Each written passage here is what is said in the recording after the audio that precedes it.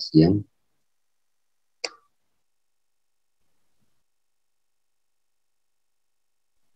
Suara saya sudah terdengar.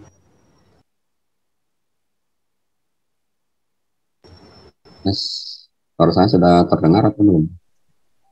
Sudah, Pak. Sudah, Pak. Iya, Pak, sudah. Terdengar, Pak.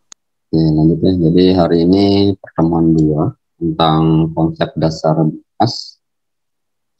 Langsung aja. Oke, jadi pendahuluan. Jadi model data ini menyediakan informasi yang dibutuhkan untuk merancang struktur penyimpanan bagi pengumpulan data. Ya. Kemudian terutama penyimpanan ini harus mendukung efisiensi pengaksesan data untuk sekumpulan program sistem informasi yang mengikuti sistem berkas dan cara pengorganisasian file. Jadi pembuatan model data ini sangat penting ya untuk pada saat kita merancang sehingga proses penyimpanan data atau pengumpulan datanya bisa mudah, dan khususnya pada saat proses pembacaan kembali data tersebut itu bisa lebih efektif ya. Jadi bisa dalam hal waktunya itu lebih cepat ya. Kemarin kan di pertemuan pertama itu ya salah satunya itu yang menjadi hal yang terpenting yang perlu diperhatikan itu adalah pembacaan kembalinya ya. Kalau untuk insert data, update data, hapus data, nah itu hal yang biasa gitu ya, dan nggak yang menjadi perhatian lebih itu adalah pembacaan kembalinya. Pada bagian insert data, update data, hapus data. Karena prosesnya dalam pembacaan data itu kan dipengaruhi tergantung banyak datanya gitu ya, tergantung hardware-nya, itu akan mempengaruhi waktu pengaksesannya ya.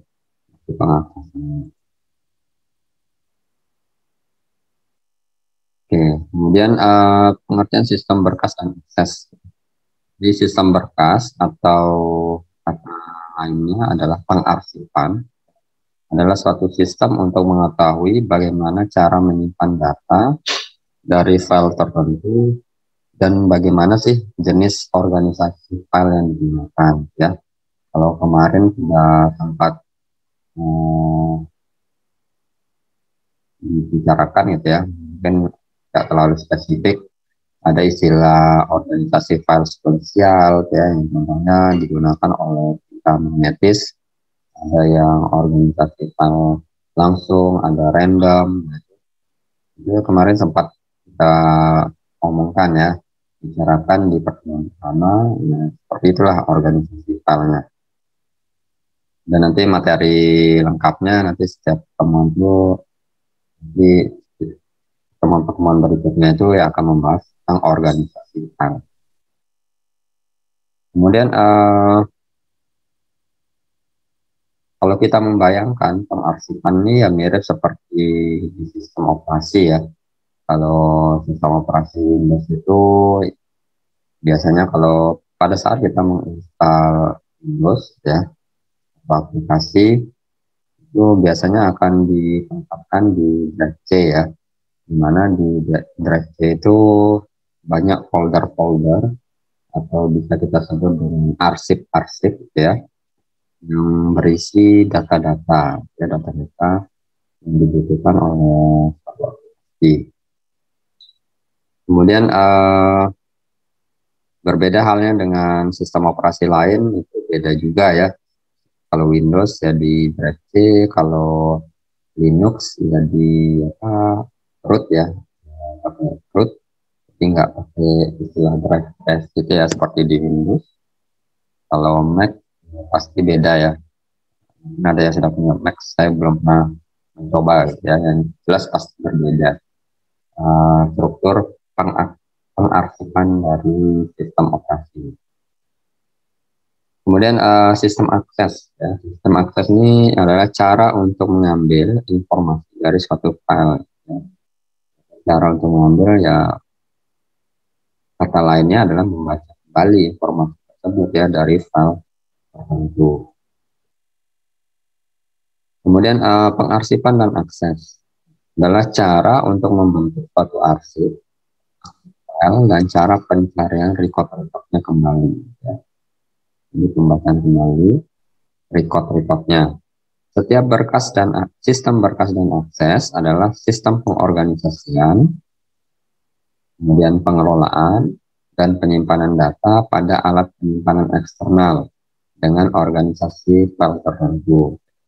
Kalau kemarin kan sudah kita bahas, alat penyimpanan eksternal ini dia memiliki organisasi file yang berbeda ya. Ya misalnya pita magnetis ya, cara kerjanya kalau pita magnetis ya hanya organisasi file sekuensial saja. Kalau disk dia bisa selain sekuensial dia bisa random ya. Kalau di sini banyak yang dia bisa gitu ya untuk organisasi filenya, mampu sekuensial, random, langsung ya, ada berindeks ya, berindeks. Nah, nanti kita akan pelajari. Kemudian pada sistem berkas dan akses penyimpanan data itu dilakukan secara fisik ya, jadi ada bentuknya, jadi penyimpanan data kayak disk kan bentuknya fisik ya. Jadi proses penyimpanannya kalau kemarin kayak disk itu kan sifatnya magnetis ya. Magnetis kalau masih ada yang ingat, dalam proses penyimpanan datanya itu dilakukan secara magnetis. Jadi misalnya kalau ada kutub utara nanti dianggap satu, jadi magnet gitu ya, magnet kutub utara, dan magnet selatan dianggap bit 0. Cara perekamannya nanti bisa dilihat di video di perekaman pertama ya, untuk yang magnetik. Kemudian teknik yang digunakan untuk menggambarkan dan memberikan record pada file itu disebut organisasi file. Nanti kita akan bicara di dalam untuk organisasi file di pertemuan selanjutnya. Kemudian secara lebih spesifik ya, pengarsipan dan akses berhubungan dengan insert ya, update dan area organisasi. Kalau insert update ya sama seperti istilah di sistem basis data ya. Insert adalah mengisi data baru atau tambah atau menambahkan data dalam tumpukan data yang lama ya. Kemudian update ya, update mengubah data lama dan data baru. Perubahannya bisa sebagian atau secara keseluruhan. Misalnya data mahasiswa, kalau misal mahasiswa ingin update datanya, misalnya sudah alamatnya sudah berpindah alamat gitu ya, berarti kan yang perlu diupdate adalah alamatnya saja gitu ya, jadi tidak secara keseluruhan. Kemudian reorganisasi ya. Organisasi adalah penyusunan kembali record dari suatu file. Ini untuk jumlah datanya tetap ya. Organisasi ya namanya reorganisasi. Jadi organisasinya diubah gitu ya. Organisasi file yang tadi itu diubah. Misalnya dari sebelumnya adalah sekuensial gitu ya. Ini adalah sekuensial, itu diubah menjadi random atau sebaliknya. Jadi mengikuti media penyimpanan yang digunakan saat ini. Misalnya kalau zaman dulu kan belum ada itu CD gitu ya, CD R misalnya, dan masih berupa pita magnetis, kaset gitu ya. Jadi lagu-lagu yang direkam itu ya direkam di pita magnetis. Terus perkembangan zaman gitu ya, maju, pita magnetisnya sudah makin jarang digunakan. Sekarang berpindah ke disk ya. Nah, ada proses perubahan organisasi file di dalamnya ya. Dari kita manotis ke disk ya, reorganisasi. Kemudian istilah-istilah dasar yang digunakan di sistem berkas ini sebenarnya mirip ya. Ya sama lah dengan sistem basis data, hanya saja namanya berbeda ya. Tapi dari itu nama berbeda ya maksudnya sama ya. Ini kita lihat elemen data ya. Elemen data di sini adalah salah satu nilai tunggal dengan petunjuk nama dan deskripsi karakteristik ya, seperti karakternya apa gitu ya, parcap, nomor, sejar ya, kode dan panjang karakter. Nah, ya sebenarnya ini kita lakukan pada saat kita membuat suatu tabel ya di database. Kita membuat deskripsi karakteristiknya ya, misalnya tabel mahasiswa itu NIM-nya, tipe datanya apa gitu ya yang cocok. Kalau di NIM yang di program ya cocoknya adalah varchar ya, karena ada mengandung huruf dan angka. Tapi kalau angka semua ya diubah jadi integer ya, disesuaikan dengan kondisinya. Kemudian panjang karakter, misalnya NIM-nya di Undraम kan 9 karakter. Nah, mungkin kalau di kampus yang berbeda ya bisa saja bisa kurang dari 9 karakter atau lebih. Nah, itu sebagai elemen data. Kemudian item data. Item data ini adalah referensi nama dan himpunan karakteristik elemen-elemen data yang menggambarkan suatu atribut. Ini tempat menyimpan setiap atribut dari sebuah entitas. Ya, tempat menyimpan setiap atribut dari sebuah entitas, itu item data. Kemudian entitas ya sama ya seperti di sistem basis data. Entitas ini ya saya baca lagi, sekumpulan objek yang terbatas atau terdefinisikan yang mempunyai karakteristik sama ya, dan bisa dibedakan dari lainnya ya. Jadi karakteristik yang sama ini yang memiliki atribut yang sama gitu ya. Misalnya mahasiswa yang memiliki atribut yang sama, ada atribut NIM, ada atribut nama, ada atribut IPK, alamat ya, nama orang tua ya, dan bisa dibedakan dari lainnya. Jadi nilainya itu yang berbeda ya, NIM dari setiap mahasiswa itu ya berbeda, bisa dibedakan. Kemudian objek dapat berupa barang, orang, tempat, atau suatu kejadian ya. Contohnya ya sudah pasti sudah mengerti ya, entitas. Dan atribut. Nah, atribut adalah deskripsi data yang bisa mengidentifikasi entitas ya. Jadi kalau entitasnya nggak punya atribut ya, ada kemungkinan kita salah dalam menentukan entitas tersebut. Apa tahu entitas tersebut yang tidak memiliki atribut tersebut itu sebaiknya dibuat atribut ya. Biasanya karena entitas itu ya pasti memiliki atribut ya, atribut yang salah satunya itu harus bersifat unik ya, jadi memiliki keunikan dari suatu individu ya. Misalnya tadi mahasiswa, nilai uniknya kan adalah NIM ya. Kalau kendaraan ya di keunikannya bisa dari plat nomornya ya, atau nomor mesin beda ya. Nomor mesin yang pasti jelas berbeda dari kendaraan yang lain.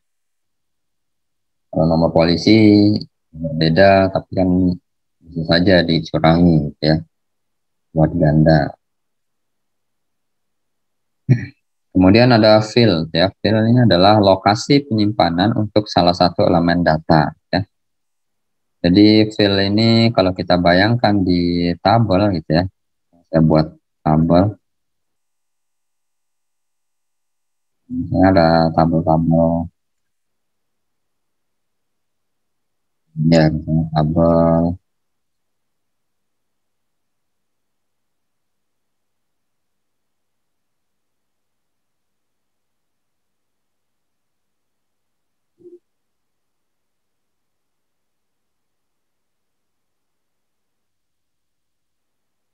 Nah, misalnya tabelnya seperti ini. Jadi fil-fil itu adalah yang sel-sel kecil ini bagi setiap bagian sel itu ya. Yang ini ya, fil 1, fil 2, fil 3 ya, untuk record pertama. Jadi baris pertama itu adalah record 1, baris kedua ya record 2 gitu ya, baris ketiga record 3, baris keempat record 4, di mana setiap record ini punya fil-fil ya. Jadi kumpulan fil. Sekalian kita lihat yang recordnya. Jadi record ini lokasi penyimpanan yang terbuat dari rangkaian fil, di rangkaian fil yang berisi elemen-elemen data yang menggambarkan beberapa entitas.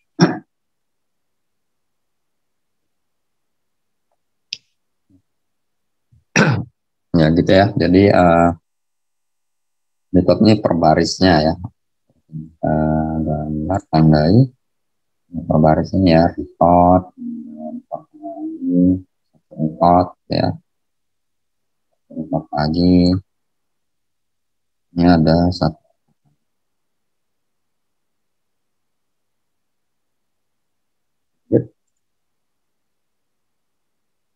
Oke, kemudian file ya. File ini adalah sekumpulan record ya. Jadi kalau dilihat dari gambar ini, record-recordnya kan yang merah ini ya. Jadi sekumpulan, sekumpulannya menjadi satu. Kalau kita samakan dengan di sistem basis data, kumpulan record ini akan membentuk satu tabel ya. Nah itu di sistem berkas kita sebut dengan file ya. Kalau ketemu istilah file berarti ya tabel gitu ya, tabel ya di sistem berkas. Kemudian akses data adalah satu cara di mana suatu program mengakses secara fisik record dari file penyimpanan. Akses datanya ya caranya gitu, cara mengakses datanya bagaimana ya. Nanti kita akan pelajari ya untuk akses data gimana, cara membacanya kembali, yang penting cara membacanya. Ini lanjut. Kemudian operasi berkas. Di sini cara memilih organisasi berkas tidak terlepas dari dua aspek utama. Yang pertama adalah model pengguna, yang kedua adalah model operasi berkas. Untuk yang model penggunaannya itu dibagi dua cara. Yang satu ada batch. Batch-nya adalah suatu proses yang dilakukan secara berkelompok, ya, berbarengan, kelompok. Kalau yang kedua, iteratif, iterasi atau perulangan, gitu ya, adalah suatu proses yang dilakukan secara satu persatu. Ya. Jadi yaitu record per record. Jadi satu record disimpan, gitu ya. Setelah selesai disimpan, lanjut record berikutnya. Jadi berulang, gitu ya, iteratif, iterasi. Jadi record 1, record 2, record 3, jadi berulang. Ya. Nah, berbeda halnya dengan yang batch ini, jadi per kelompok, ya. Jadi dikelompokkan dulu, jadi dikumpulkan dulu. Ya. Misalnya ada dalam sekali input, ya, input data itu langsung 1000 record, ya, langsung 10.000 record berbarengan dan disimpan prosesnya. Jadi enggak satu persatu seperti yang iteratif. Kemudian Nah, yang kedua ini model operasi berkas ya, yang nomor 2.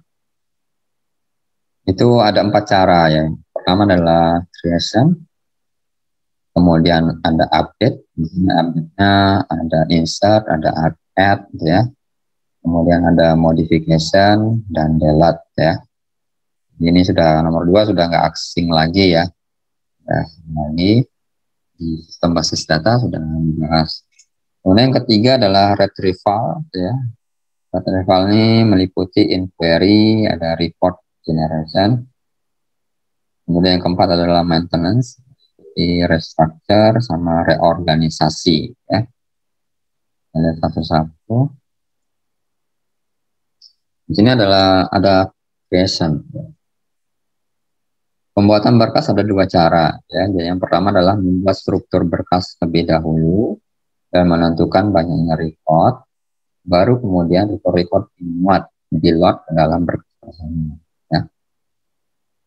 Kemudian yang kedua adalah membuat record dengan cara merekam record per record. Ya.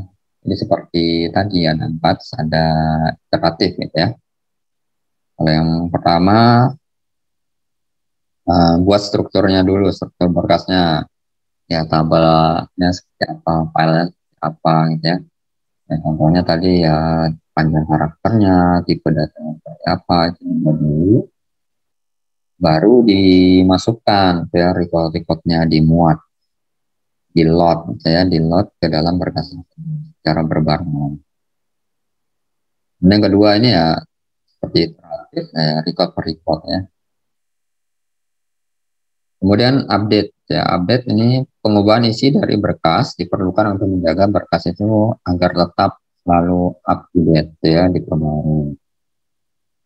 Ada 3 bagian dalam proses update. Itu yang pertama adalah penyisipan atau penambahan record, insert atau add. Yang kedua adalah perbaikan. Yang ketiga adalah penghapusan, delete ya. Perbaikan ya, edit ya. Kemudian yang retrieval ya. Pengaksesan sebuah berkas untuk tujuan mendapatkan informasi ya, maksudnya dari retrieval. Bagaimana cara mengakses sebuah berkas untuk mendapatkan informasi di dalamnya ya. Jadi mengakses tabelnya gitu ya, file tadi ya, itu supaya kita dapat informasi yang ada di dalamnya. Menurut ada tidaknya persyaratan retrieval itu dibagi menjadi 2. Yang pertama adalah comprehensive retrieval. Di sini comprehensive retrieval itu adalah proses untuk mendapatkan informasi dari semua report dalam berkas. Contohnya display all, ya, jadi menampilkan semua atau menampilkan list nama atau dan alamat. Nah, kalau kita bayangkan gitu ya, yang sudah kita pelajari di sistem basis data, ya untuk yang query ya, query menampilkan semua ya, misalnya select bintang from mahasiswa gitu ya. Jadi semua data mahasiswa itu ditampilkan. Kemudian atau bisa juga dipilih hanya nama dan alamat saja yang ditampilkan. Jadi select nama, alamat from mahasiswa. Ya. Nah itu sama seperti yang kita buat di query database. Nah, tapi kadang-kadang kalau yang sudah kita pelajari di database itu kan menampilkan datanya saja ya. Kalau untuk jumlah yang data itu kadang-kadang selain kita menampilkan, kita menganalisa gitu ya, menganalisa atau mengkombinasikan beberapa tabel supaya mendapatkan suatu analisis ya, analisis bagaimana menganalisa mendapatkan atau ini saya ingin menganalisis keadaan cuaca dari bulan bulan Januari sampai Desember ya, di kota-kota yang berbeda. Nah, itu kan pasti datanya tabelnya berbeda-beda ya. Mungkin untuk daerah A, daerah B, dan daerah C itu berbeda-beda. Mungkin kalau sumbernya berbeda, pasti kolom-kolomnya berbeda gitu ya, atribut-atributnya berbeda. Itu bagaimana menganalisa dari data yang banyak. Bisa saja itu masuk ke dalam comprehensive retrieval.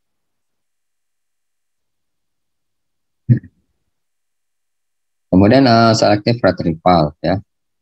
Selective retrieval ini namanya select aja ya. Jadi kita memilih sesuai keadaan tertentu. Jadi ada prasyaratnya. Misalnya di sini contohnya saya ingin menampilkan pegawai gitu ya. Nama pegawai atau data pegawai yang gajinya 70.000. Atau saya ingin menampilkan daftar nama, NIM, di mana angkatannya adalah tahun 1999, 2000 ya. Gitu. Nah, kalau kita hubungkan dengan basis data, ada penambahan yang selective retrieval-nya adalah penambahan keyword where-nya ya. Select bintang from mahasiswa, misalnya where angkatan 2019, 2020 ya. Jadi semua di data yang angkatan 2019, 2020 itu ditampilkan. Selective retrieval.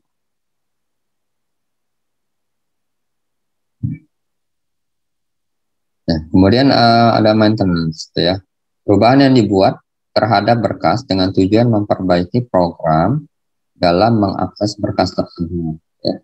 Ada dua cara, yaitu ada restructure untuk perubahan struktur berkas. Perubahan struktur berkas ini meliputi, misalnya contohnya di sini adalah panjang filenya diubah, gitu ya, di panjang karakternya, gitu ya. Misalnya sebelumnya 9 karakter diubah jadi 12 karakter. Kemudian ya tipe-tipe datanya diubah juga, itu masuk ke restructure. Kemudian penambahan field baru ya. Jadi ada penambahan atribut baru di field baru.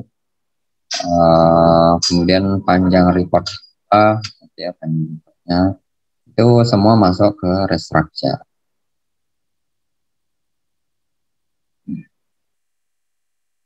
Jadi yang kita pelajari di sistem basis data DDL ya, itu ya kan, dia lebih ke bagaimana sih kalau ada perubahan strukturnya ya. Kemudian ada yang kedua adalah reorganisasi. Seperti saya bilang tadi, ada perubahan organisasi yang sebelumnya misalnya menggunakan pita magnetis menjadi disk ya. Jadi ada perubahan organisasi filenya. Misalnya tadi organisasi berkas sekuensial menjadi berkas sekuensial berindeks ya. Atau yang langsung dijadikan sekuensial. Seperti itu. Ada perubahan reorganisasi. Kemudian kriteria dalam pengarsipan dan akses adalah kriteria teknik dalam penyimpanan data, terutama bila jumlah data tersebut besar. Jadi kalau kita difokuskan ya di sistem berkas ini, kalau jumlah datanya banyak itu ya, sampai jutaan, puluhan juta gitu ya. Itu yang perlu kita lihat kriterianya adalah yang pertama adalah kecepatannya ya, kecepatan akses dalam pengambilan data. Kecepatan ini ya mempengaruhi waktunya juga gitu ya. Kemudian kemudahan permajaan, update, insert, delete-nya mudah gitu ya. Kemudian kemudahan reorganisasi data. Kemudian yang keempat adalah pemakaian penyimpanan itu seminimal mungkin. Jadi untuk penyimpanan yang seminimal mungkin ini ya seperti tadi pada saat kita merancang berkas gitu ya, itu misalnya tabel tadi itu ya disesuaikan, misalnya name-nya dengan karakter, nama, eh, berapa ya, nama 30 karakter lah cukup. Jadi jangan berlebihan gitu ya, nama dipakai di plot 100 karakter, nah kan banyak sisanya ya. Sisanya yang kebuang. Yang terbuang itu kalau kita hitung dari banyaknya data, itu ya akan diakumulasi. Jadi data yang tidak terpakai itu ya tetap selalu ada di media penyimpanan. Nanti akan menjadikan poros ya, kapasitas dari media penyimpanan itu menjadi kosong, tidak digunakan gitu ya, tetap kosong karena tidak digunakan. Nah itu ya salah satunya contoh. Kemudian beberapa kriteria non teknis ya. Pertama adalah ekonomis, jadi wajar ya kalau ekonomis ya kita ingin mencari yang murah gitu ya, yang murah tapi bagus. Ya kalau dananya tak terbatas ya bahkan itu ya nggak perlu pikirkan dari segi ekonomis ya. Ya beli kalau banyak dananya tak terbatas ya beli saja gitu ya. Biasanya harga kan menentukan kualitas gitu. Kemudian yang kedua adalah pemeliharaan ya. Dan integritas data mudah dan konsisten ya. Jadi mudah kita pelihara, kalau ada masalah gitu ya, ada yang error bisa kita perbaiki gitu ya. Kemudian andal ya. Kemudian andal bisa dipakai dimanapun gitu ya, andal. Kemudian proteksi ya, adalah keamanan perusahaan. Proteksinya termasuk backup ya, ada ya restore datanya gitu ya. Itu termasuk keamanan perusahaan. Ya, salah satu tugas dari administrator database ya, administrator database, memproteksi data atau memproteksi berkas. Kemudian selanjutnya kita lihat representasi data logik dan fisik ya. Kalau yang representasi data logik ini yang seperti yang sudah kita buat sebelumnya di basis data, yaitu merancang semua atribut gitu ya, atribut, kemudian tipe datanya, kemudian panjang karakternya itu termasuk representasi data logik ya. Kemudian kalau yang fisik ya, dari yang data logik ini kita implementasikan ke representasi data fisik. Jadi bagaimana sih disimpan di media penyimpanan ya. Yang bekerja di sini ya secara langsung itu adalah sistem operasinya ya. Sistem operasi yang mengatur penyimpanan datanya itu di mana ya. Nah, kalau kita lihat dari gambar ini ada kotak-kotak gini ya. Jadi seperti array gitu ya. Array itu ya apa ya? Bayangannya laci lah, laci gitu ya. Ada rak-raknya. Nah, di mana setiap rak ini memiliki address alamat ya, setiap alamat yang berbeda-beda di dalam komputer gitu ya. Jadi ada alamat addressnya. Kalau lihatnya ya bisa pakai yang dipelajari di Elpro, pakai pointer ya, alamat dari suatu ini laci-laci lagi ya istilahnya. Nah kemudian data-data yang data logik yang sudah dibuat itu akan disimpan secara fisik di setiap laci ini. Ya. Misalnya di laci nomor 0, di laci 1, laci nomor 2, laci nomor 3, itu semua disimpan di situ. Nanti penyimpanan datanya nanti kita akan pelajari.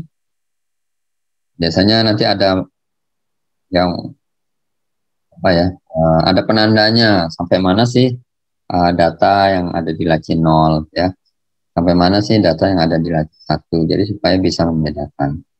Nanti kita pelajari dari setelah ini ya. Jangan lupa pertemuan apa. Kemudian representasi file ya. Data disimpan dan digunakan dengan cara yang berbeda untuk tujuan yang berbeda.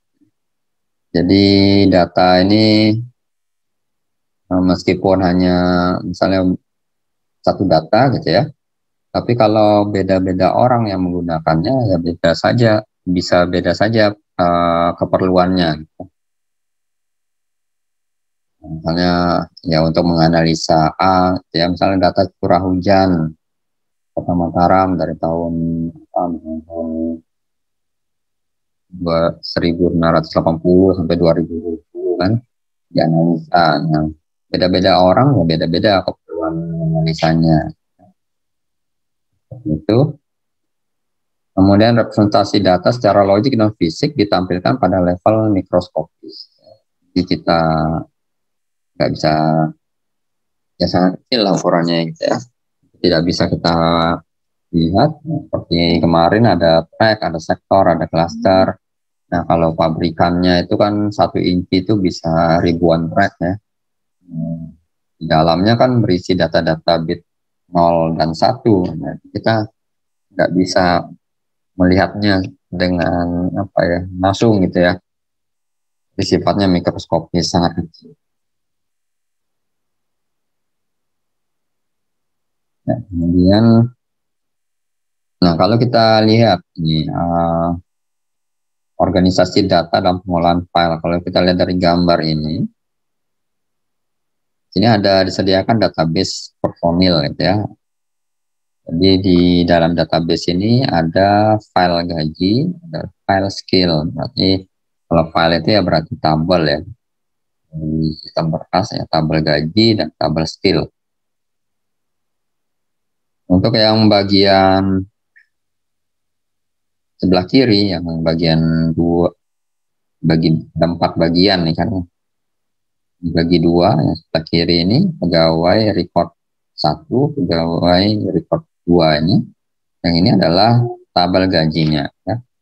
Tabel gajinya dilihat karena kalau kita lihat ini kolomnya sama ya. Ada field nama, ada field nomor ID dan field gaji. Sama juga ada field nama, field nomor ID dan field gaji. Untuk datanya ini ada nama Vina gitu ya. Nomor ID-nya 5601, gajinya 300.000. Nah, kalau dari istilah yang tadi yang kita gunakan itu akan ada field ya, field. Field ini ya ini Vina gitu ya, field 1 601, ini field 2 300.000, field 3 ya untuk record 1. Nanti kalau ada record yang lainnya untuk nama yang berbeda, record 2, record 3 atas. Nah, kemudian yang 2 dari kanan ya, tabel yang 2 dari kanan ini adalah tabel skillnya ya. Di rekaman dari pegawai 1 dan 2. Itu memiliki field nomor ID, field departemen, field skill ya. Nah, ini sama juga fieldnya, nama fieldnya. Dan kita lihat istilahnya karakter. Karakter. Kira-kira masih ingat nggak karakter itu apa? Oh, yang sudah dipelajari di Alpro. Nah, kadang agak ada yang belum bisa membedakan antara karakter ya. Kalau karakter di sini kan adalah kalau kita lihat dari keyboard gitu ya, ada huruf I, ada huruf I, W, E, R, T. Nah itu satu karakter ya, ada simbol-simbolnya juga, ada tombol escape, ada tanda tanya gitu ya, ada tanda seru. Nah itu adalah karakter ya, karakter di alfabet, rik, menjadi huruf, angka, dan simbol-simbol lainnya itu karakter. Kemudian satuannya bisa bit atau byte, ya. Bit atau byte merupakan elemen data yang lebih kecil. Jadi karakter ini dalam elemen data yang paling kecil, yang yang dimengerti oleh manusia, itu ya. Kalau bit ini kan sudah menggunakan ya bilangan biner 1 dan 0, ya, bit dan byte. Kalau karakter masihlah bisa kita bedakan gitu ya. Kalau untuk mengetahui kode dari huruf A besar, A kecil, ya itu kan berbeda ya bit binernya. Bisa dilihat dari kode ASCII, ya, bisa dilihat di internet, ya, kode ASCII. Kemudian fill, ya. Fill di sini level data lebih tinggi. Berikutnya adalah fill yang berisi sekumpulan karakter, ya. Jadi sekumpulan karakter. Jadi kalau istilahnya di Algo itu string, ya. Ini kumpulan karakter. Nama tadi apa? Nah, gitu ya. Terdiri dari 4 karakter. Kalau digabungkan menjadi 1 string.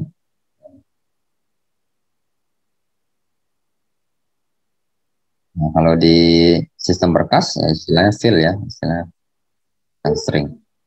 Kemudian record, ya, record hubungan fill data yang digabungkan menjadi bentuk satu record, ya.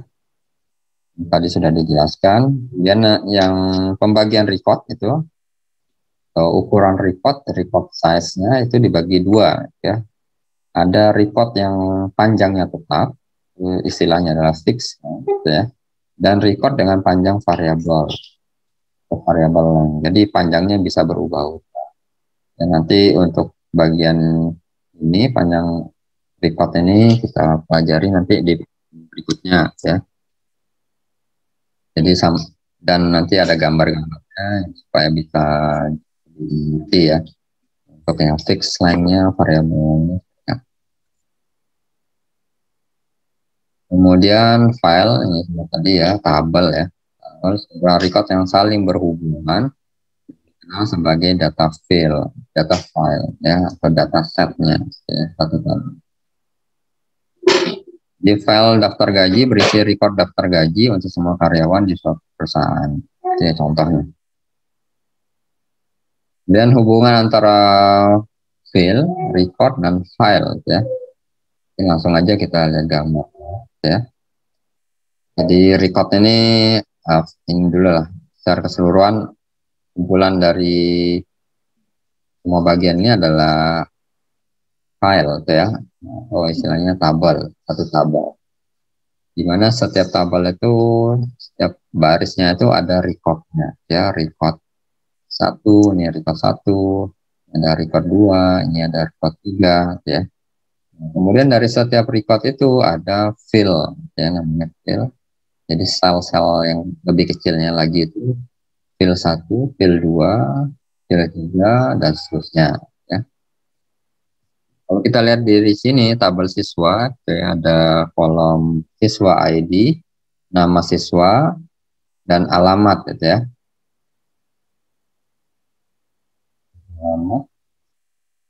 Kemudian kalau kita lihat nilainya, misalnya 93,53, titik ini 93.53.01 ini adalah fill 1, ya.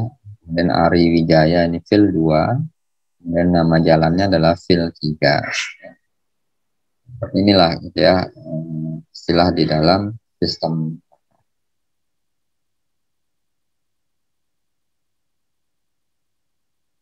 Kemudian sistem berkas atau file system, ya. Di pengaksesan, ini maksud dari pengaksesan itu bisa membacanya atau menulisnya, ya.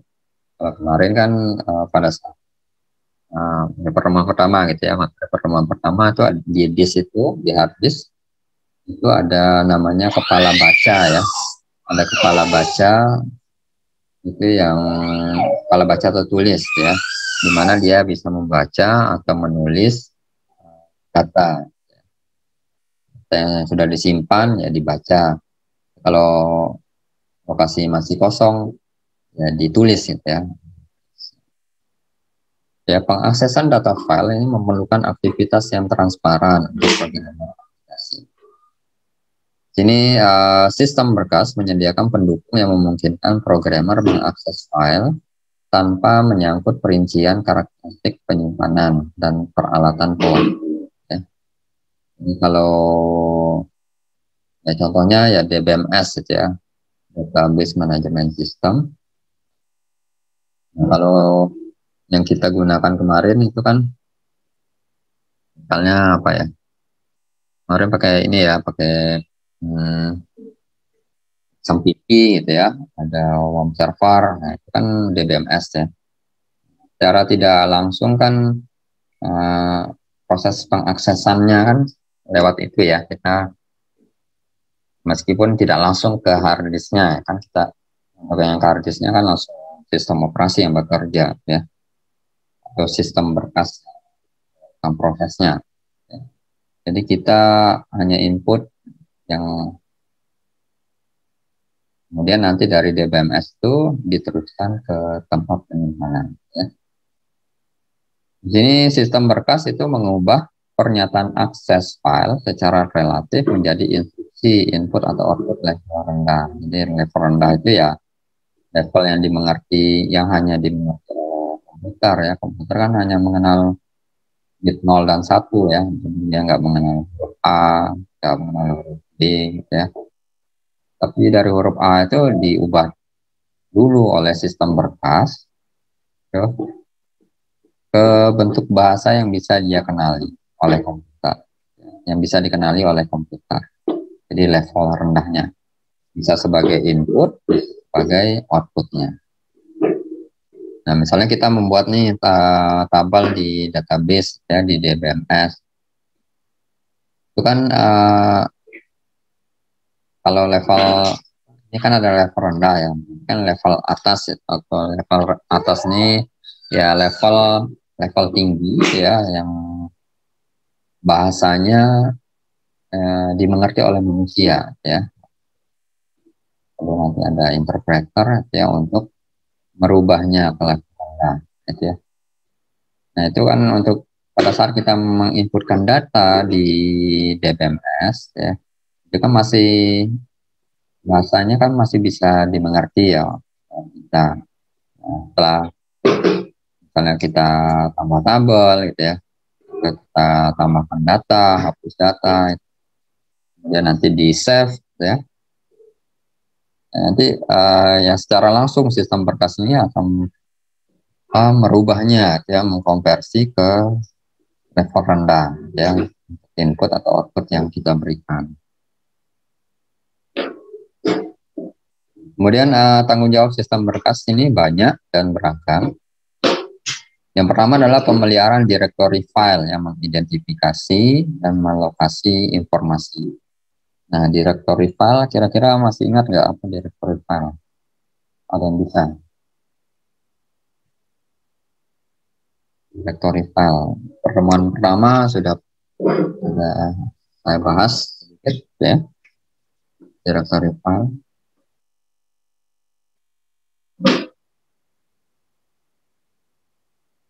Mana ada yang masih ingat? Ya, kemarin directory file itu akan terbentuk kalau kita melakukan format ya, format pada saat pertama kali ya, format disknya ya. Biasanya kan kalau kita di harddisk yang baru kosong ya, untuk menggunakannya kan tidak bisa langsung, tapi kita harus format dulu terlebih dahulu supaya bisa langsung digunakan ya.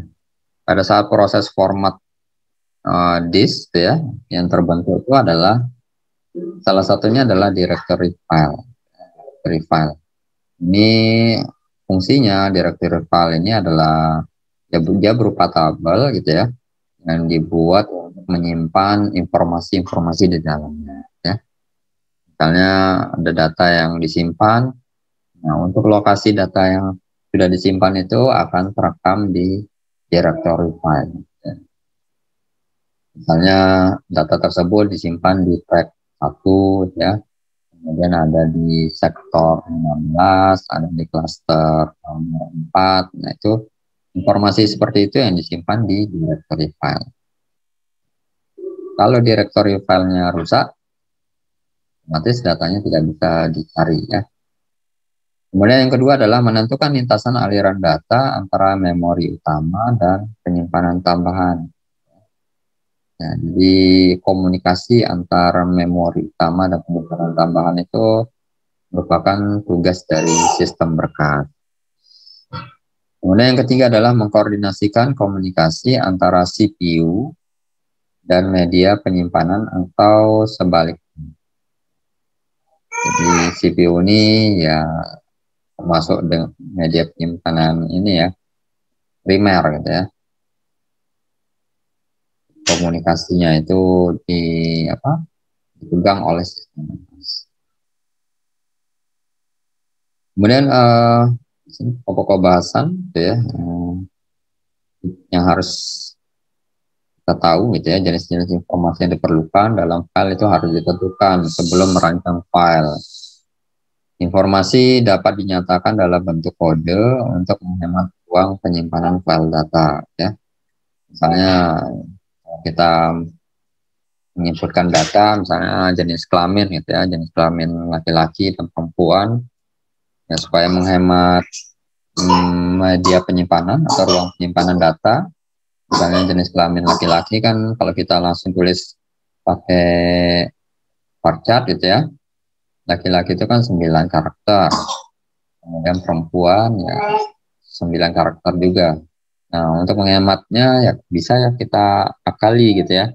Misalnya laki-laki itu 1 gitu ya, nilainya 1, perempuan nilainya 2. Nah, kan hanya 1 bit, jadi lebih hemat 8 karakter. Kalau dikalikan untuk banyak data, misalnya mahasiswa gitu ya, RAM 32.000 ya, jadi ada 32.000 kali 8 karakter yang bisa kita hemat ya, dan bisa kita gunakan untuk menyimpan data yang lainnya ya, daripada kosong tidak terpakai, lebih baik bisa dialokasikan untuk data-data penyimpanan data yang lain, kan lebih hemat ini. Kemudian informasi yang disimpan dalam file sebaiknya hanya informasi yang digunakan sekarang dan kira-kira pasti digunakan pada waktu dekat ya. Jadi kalau ada data-data yang kira-kira lama jarang digunakan ya sebaiknya diubah dibuat tabel terpisah ya. Karena tabel mahasiswa ini kan ada tabel alumni dan tabel mahasiswa yang aktif ya. Tabel alumni kan kalau kita masukkan di SIA misalnya kan jarang gitu ya, jarang digunakan ya. Nah, alumni kadang sudah jarang sekali mengakses SIA kalau sudah lulus. Ya, yang aktif ya mahasiswa yang aktif aja yang sering mengakses.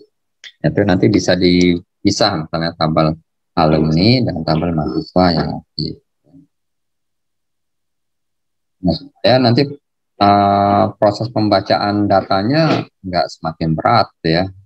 Jadi kalau digabung semua data mahasiswa dari tahun berapa program berdiri gitu ya, itu kan sangat banyak sekali. Dan kalau kita ingin mencari datanya yang makin berat, karena harus mencari dari berapa banyak baris data gitu ya. Dan cara penggunaan file akan mempengaruhi apakah file disusun secara acak atau berurutan. Ya, nanti ini termasuk organisasi file kita pelajari. Bagian pemrosesan data bertanggung jawab atas pengamanan data dan membatasi siapa-siapa yang berwenang mendapatkan file tersebut. Ya. Jadi ini adalah level aksesnya gitu ya. Kalau contohnya misalnya di sistem operasi Windows ya, pada saat kita login kan ada yang memberikan password gitu ya, ada yang tergantung orangnya, laptop atau komputernya ya, ada yang langsung login langsung masuk lah gitu ya, atau welcome screen gitu ya, langsung masuk ke aplikasi Windows-nya. Ada juga yang harus login gitu ya. Yang harus login ini kan macam-macam ya, bisa kita masukkan sebagai kategori level aksesnya ya. Misalnya ada tamu gitu ya, user tamu dengan user yang punya laptop atau PC gitu ya. Kalau kita login pakai user yang punya PC, ya mungkin semua data-data yang ada di harddisk itu akan tertampil ya. Tapi kalau kita login pakai user tamu ya, biasanya yang isi-isi yang di harddisk itu tidak kelihatan ya, jadi yang tertampil hanya bawaan asli dari Windows-nya ya. Nah, ini misalnya contohnya di satu perangkat ya, satu perangkat laptop atau komputer. Jadi sama-sama di satu harddisk sama, di satu laptop yang sama gitu ya. Tapi karena memiliki tingkat akses yang berbeda gitu ya dari setiap user, ya bisa saja data-data yang ditampilkan di dalamnya berbeda ya. Kemudian jenis-jenis file ya, jenis-jenis file. Jenis file itu dapat digolongkan menurut cara organisasi seperti file berurutan atau file acak ya. Jadi file berurutan ini ya sequential gitu ya, file acak ini adalah random, organisasi file random. File berurutan organisasi file sequential. Atau dapat juga menurut jenisnya, misalnya ada file master ya. File master ini kita lihat di sini ya, bahwa file master ada atau file induk gitu ya, misalnya di file transaksi ada file penunjang, ada file riwayat hidup atau story-nya gitu ya, ada file data transaksi, ada file kesalahan, ada file pencatat atau laporan, ada file sementara, ada file pustaka, ada file kerja, ada file program ya. Kita lihat satu-satu file induk gitu ya, atau file masternya. File induk merupakan file yang terpenting pada suatu sistem ya. Kalau kita buat sistem, ya ada file induknya gitu ya. Aplikasi atau OS seperti tadi Windows ya di drive C, kalau ini ya file induknya di root gitu ya. Kalau aplikasi file induknya ya berupa database ya. Kemudian file induk merupakan file yang terpenting. Sebuah file induk merupakan file yang digunakan untuk menyelesaikan tugas pokok tertentu dan dipelihara secara teratur. Dirawat ya. Kalau sistem yang besar, aplikasi yang besar itu ya harus dirawat gitu ya. File atau tabel ini supaya nggak terjadi error gitu ya. Kalau terjadi error ya sebaiknya sebelumnya sudah di backup ya. Harus dipelihara, di backup secara teratur. Misalnya ya tergantung sistemnya, aktivitas sistemnya. Kalau sangat ramai ya, setiap hari penuh dengan aktivitas baru ya, mungkin backupnya lebih sering gitu ya, misal 2 kali sehari gitu ya, jadi backup. Kalau sistem informasi akademik ya backupnya ya mungkin ramenya ya setiap 6 bulan sekali ya, pada saat RS itu ya bisa di backup 6 bulan sekali. Jadi tergantung aplikasinya. Kemudian contohnya di sini sistem rumah sakit memerlukan file induk dan catatan pasien, catatan penyakit itu, atau tabel-tabel lainnya, file-file lainnya. Ya, kalau ada yang pernah mencoba download itu ada yang juga saya pernah dapat itu aplikasi sistem rumah sakit itu ya, informasi rumah sakit. Ya gratis itu di internet, share ya. Ya, ukurannya sangat besar itu sampai 1,5 gitu, 5 giga. Jadi dalamnya ya sangat banyak ya entitas-entitas yang ada di dalamnya. Selain entitas di dalamnya, atribut-atributnya juga sangat banyak. Nah, saya lihat itu satu entitas tuh bisa sampai 100 atribut, ya. Itu kan sangat banyak ya. Nah, karena sifatnya kompleks sekali ya, kalau sistem rumah sakit ini sangat kompleks sekali, berarti tabel-tabelnya ya perlu diperhatikan gitu ya. Kemudian jenis informasi pada file induk cenderung tetap, ya, tetapi isi informasinya dapat sering berubah. Ini ya apa bisa berubah ya, bisa karena ada update, gitu ya, update data, itu seperti itu ya perubahannya, dinamis. File induk selalu diperbaharui dengan menggunakan file transaksi. Jadi di sini file induk itu diperbaharui dengan menggunakan file transaksi. Jadi kalau aplikasi yang besar, ya sebaiknya ya pada saat ingin menyimpan data jangan langsung ke file induknya, ya, tapi lewat dulu file transaksi supaya mencegah terjadinya kesalahan gitu ya. Itu takutnya datanya hilang, data aslinya hilang gitu ya, yang ada di file induk. Sebaiknya disimpan dulu di file transaksi, jadi baru dipindahkan ke file induk ya. Nah ini file transaksi ini bisa kita jadwalkan sekali seminggu ya untuk diperbarui record-recordnya pada file master. Nah ini tergantung aktivitas ya, nggak mesti seminggu. Seperti tadi 2 hari kalau penjualan online, karena setiap hari kan banyak aktivitas di dalamnya ya, data-datanya 2 hari sekali, sehari sekali ya, itu mesti diperbarui. Kemudian file data transaksi ya, pada umumnya berkas diperbarui secara online. Jadi perubahan-perubahan dilakukan segera ya, seketika setelah kejadiannya timbul. Kalau kita online misalnya kirim input data, misalnya biodata, kirim langsung ke database gitu ya. Nah, informasi tentang pasien baru itu dimasukkan melalui terminal, misalnya aplikasi gitu ya. Jika file rusak atau hilang dan tidak ada rekaman lain, bila itu terjadi tidak mungkin dapat dibuat kembali dengan file data yang tepat. Ya. Jadi sebaiknya dihindari langsung ke file induknya tadi. Supaya kalau datanya rusak ya bisa kita cegah gitu ya. Supaya bisa kembali dapatnya data yang sebelumnya sama, yang masih baik. Ya karena untuk membuat data itu, untuk membuat kembali data itu kan butuh waktu juga ya. Sebaiknya perlu diperhatikan dalam keamanan datanya. Kemudian alternatif, setiap terjadi transaksi suatu catatan sebaiknya ditulis dalam file data transaksi, disimpan pada piringan atau pita ya. Untuk sekarang ya kita sudah jarang gunakan, sekarang sudah pakai piringan ya atau disk. Kalau kita lihat dari gambar ini ya, nah, ini ada file master atau file induk, ini ada file transaksi. Nah, di sini di file master ini ada program pengurutannya dulu, ada soft programnya ya.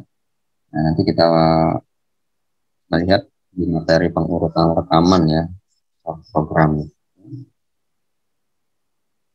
Nanti banyak-banyak metode yang akan bahas ya. Kemudian master yang disortir, kemudian baru ke program. Program ini yang mengatur ya, dia mau apa gitu ya. Misalnya ingin ada mencetak gitu ya, mau mencetak laporan. Dari program ini dia mengambil dari file master atau file transaksi ya, atau file-file yang lainnya ya. Program yang mengatur pusatnya ya, CPU-nya. Kemudian file kesalahan ya. Selama file transaksi diproses untuk menunjang file induk, mungkin ditemukan kesalahan pada rekaman transaksi yang lolos dari proses sebelumnya ya. Menghentikan program setiap kali terjadi kesalahan dan membetulkan kesalahan itu dinilai tidak menguntungkan, sehingga setiap kesalahan direkam pada file kesalahan.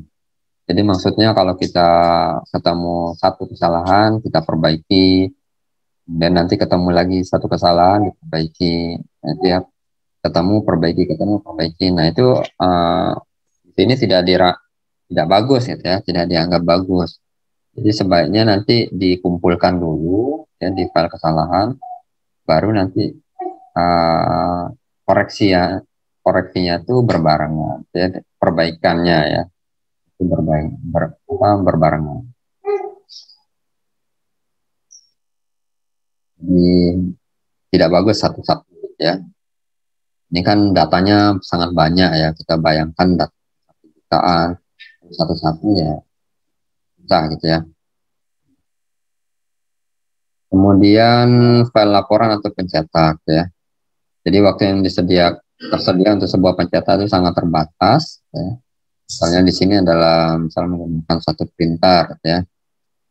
Ada beberapa aktivitas, misalnya ada 2 atau 3 kegiatan yang sama-sama ingin mencetak ya dalam printer yang sama. Nggak mungkin printer langsung cetak 3 dokumen gitu ya. Otomatis kan harus ada antrian gitu ya, antrian. Nah, kalau kalian install aplikasi software atau driver printer kan biasanya di pojok bawah itu kan ada urutan antriannya ya, print. Seperti itulah file laporan atau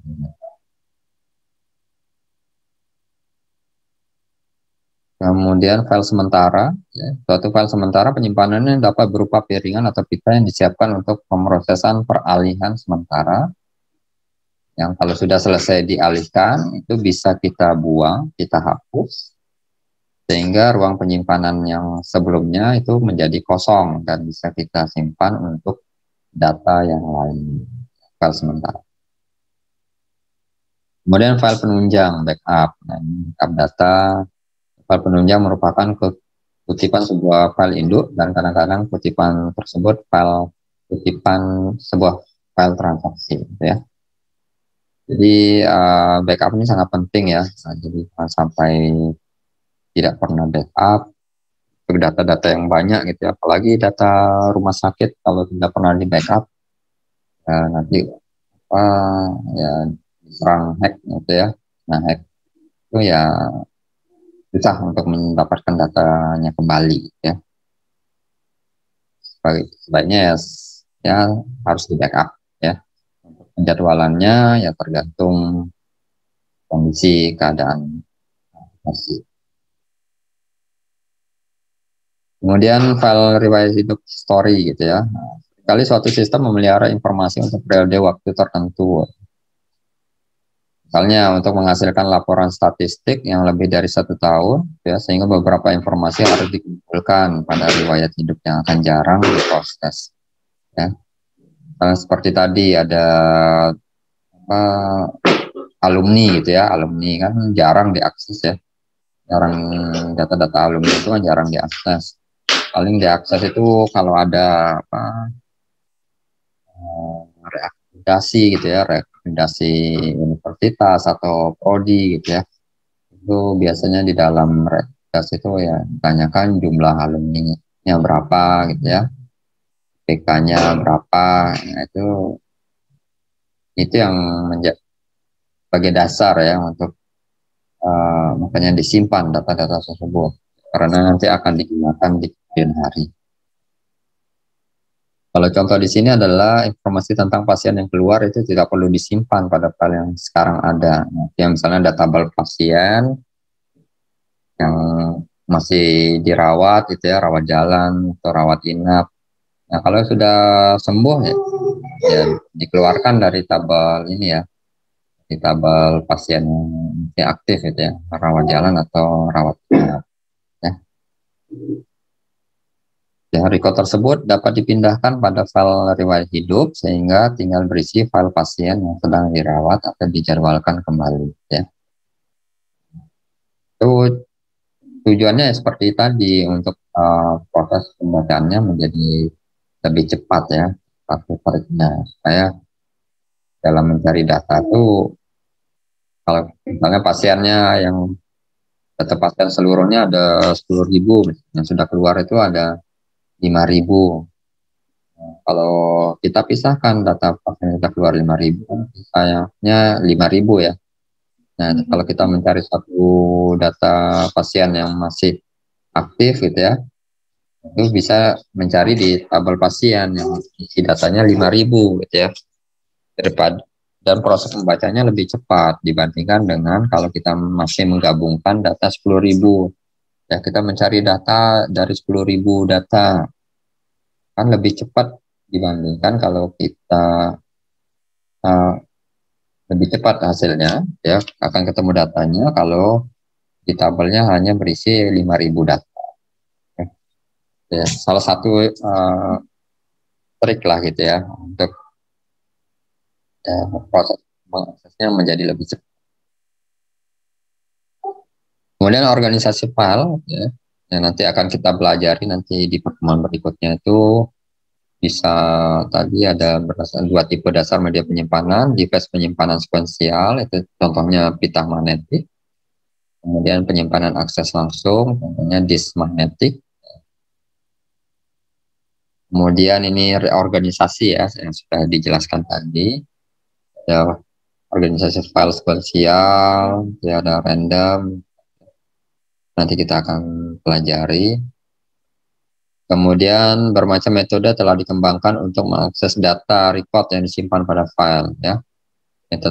Metode tersebut itu ada metode akses sekuensial dan akses sekuensial berindeks ya, metode key transformation ya. Transformation dan link list. Di sini kan ya sudah ada di struktur data ya, mungkin sudah dipelajari ya di materi struktur data ya. Link list kemudian ada bermacam metode indeks lainnya ya untuk menggunakan metode organisasi secara random. Oke, ini saja sih materinya. Kira-kira ada pertanyaan? Kita pelajari nanti yang lebih detail lagi tentang organisasi. Mana kira-kira ada pertanyaan? Mesti didiskusikan. Ini masih pengenalan ya. 1, penemuan 2 masih pengenalan lah gitu. Sistem mereka. Penemuan 3 sudah mulai masuk ya dari sistem mereka. Nah, kalau nggak ada, saya cukupkan sekian. Permisi, ya. Pak. Ya, gimana? Permisi, Pak. Saya ingin bertanya, Pak. Ya, sekarang. Tadi kan, Pak, terkait dengan absensi, Pak. Tadi nggak sengaja kelolosan absensinya, Pak. Oh, absensi. Jadi lupa ngabsen. Iya. Pertanyaannya. Oke. Nanti di WA saja ya. Di namanya siapa ya. Nanti biar saya. Baik, Pak. Kalau di chat ini takutnya hilang nanti keluar hilang nih buktinya kalau di Zoom di Baik, aja di grup Pak ya? Di grup apa langsung ke PC? Di grup aja bisa. Baik Pak, makasih Pak. Oke. Untuk materi ada pertanyaan?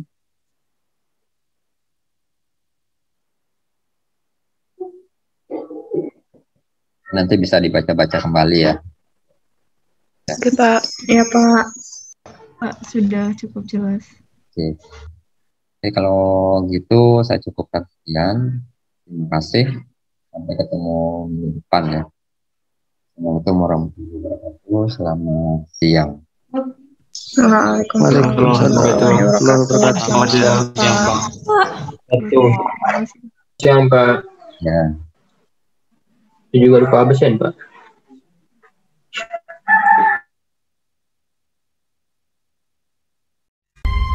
Change your